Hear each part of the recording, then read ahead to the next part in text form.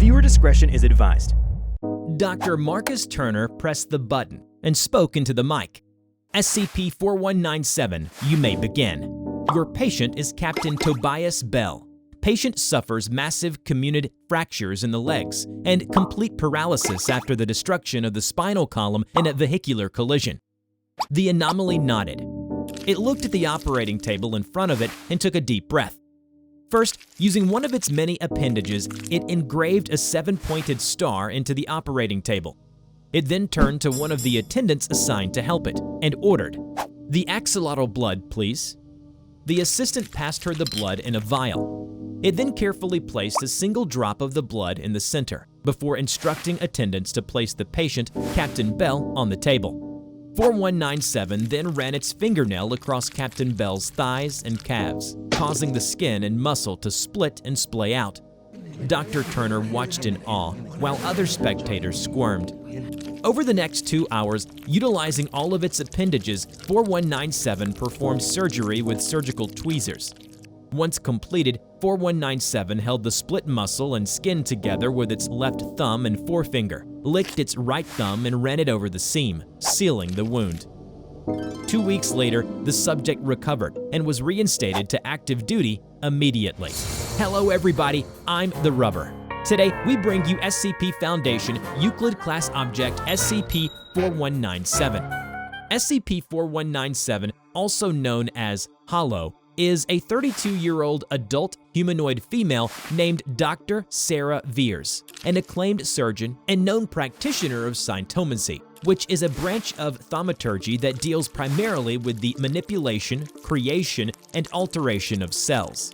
Examination revealed that 4197's torso is occupied only by its heart and a partial respiratory system, with the rest of the abdomen being entirely hollow. This space stores 4 prehensile appendages when said appendages are not in use. According to 4197, this condition predates its knowledge of the cytomatic arts, a fact corroborated by photographs taken from its family home.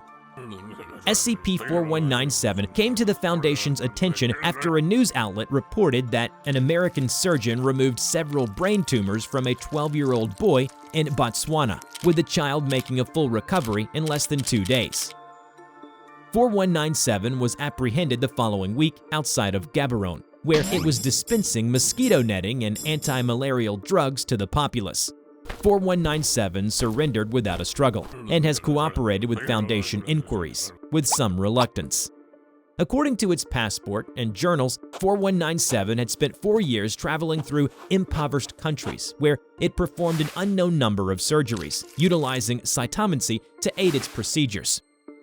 After the containment, a couple of tests were conducted to judge the extent of 4197's capabilities. It was provided with standard medical equipment as well as the necessary materials for cytomatic rituals. Sir, you sure about this? Giving a cytomancer access to their bloody ritual? This doesn't sit right by me. Who knows what kind of messed up thing it'll do? I'm with you on regarding cytomancy, but have faith, my friend. 4197 is a doctor, and I want to believe that the Hippocratic Oath means something to it. The first subject was a D-class who suffered severe chronic tendon and ligament damage due to an accident in his previous construction job. First, 4197 placed its hand on the D-class's forehead, causing him to become unconscious. It then removed a scalpel from the kit provided and made 4 incisions on the side of the knees and the interior of the elbow. 4197 drew a sigil in oil paint around each site, which halted the flow of blood. Following this, 4197 took several portions of bull sinew and inserted them into the subject's wounds. After drawing a larger sigil on his chest, it began to suture the incisions. After the operation was done, the D-class reported immediate relief from his chronic pain. The next subject was Dr. Richard Blanc. He suffered kidney failure and acute blood poisoning.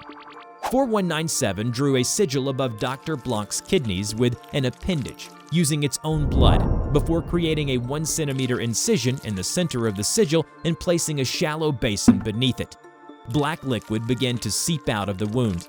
4197 then used the scalpel to carve symbols associated with the Sarkic cults into the back of its hands, crying out in pain several times. After composing itself, 4197 reached into Dr. Block's torso and removed his kidneys with its bare hands. It then took the kidneys, which were blackened and showed severe scarring, and wrung them out over the basin. After 2 minutes, the kidneys were reinserted into Dr. Block, and 4197 sutured the wounds. Like previous tests, the subject experienced a full recovery with no side effects. Good morning, 4197. How are you doing today?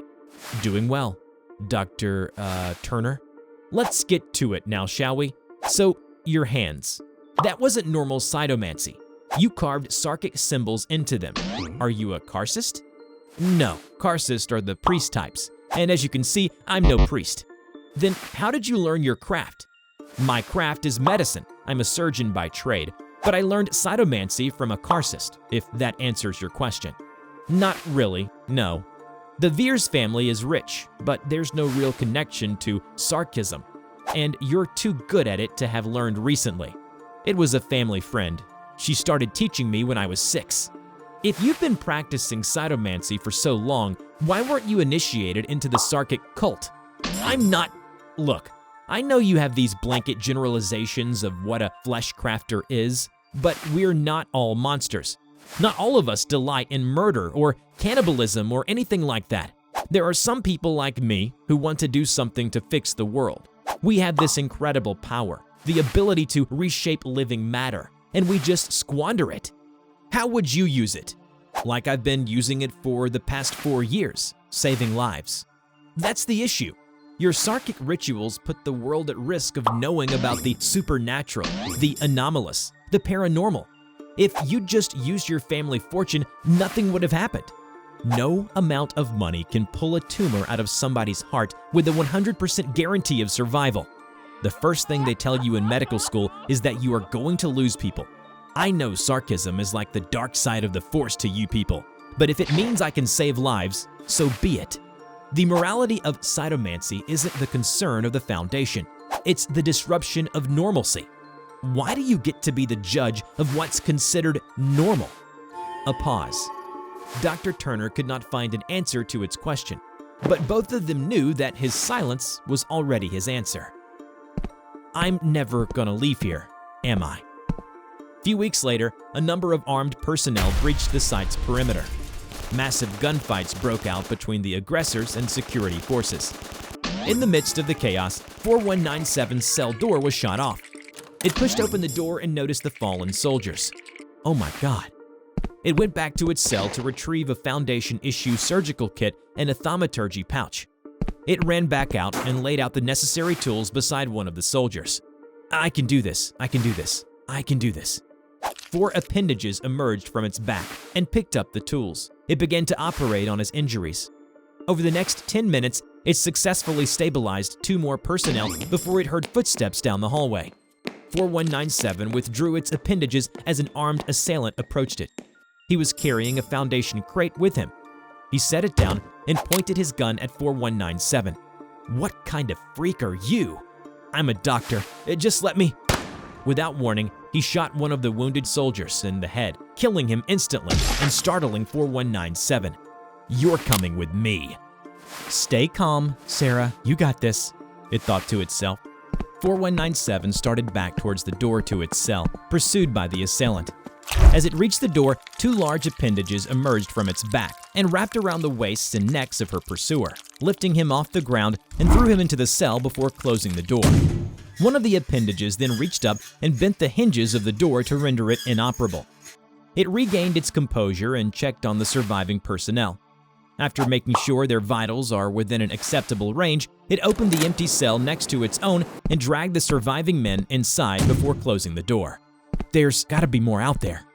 Determined, 4197 grabbed the kit and pouch off the ground and rushed in the direction the assailants originally came from.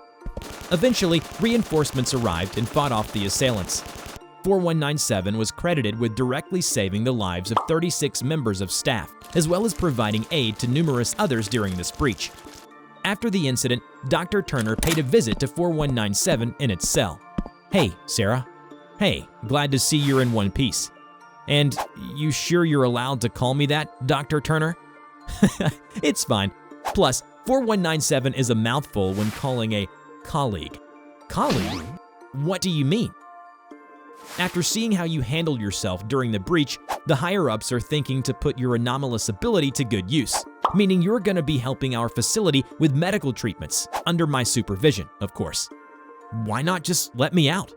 Trust me, I don't need your supervision to help people. I would, but look at you. Despite your anomalous features, you're still a rich girl who cruised poor countries on a magical missionary trip. I watched all the footage of you. You shook like a leaf whenever you heard gunfire. I'm sure you've seen your share of death, but how often have you faced your own? You weren't made for this life. You're lucky to have survived for so long. But with us, we can guarantee your safety and you can keep us alive. People get hurt here. A lot. Somebody like you could easily save hundreds of lives.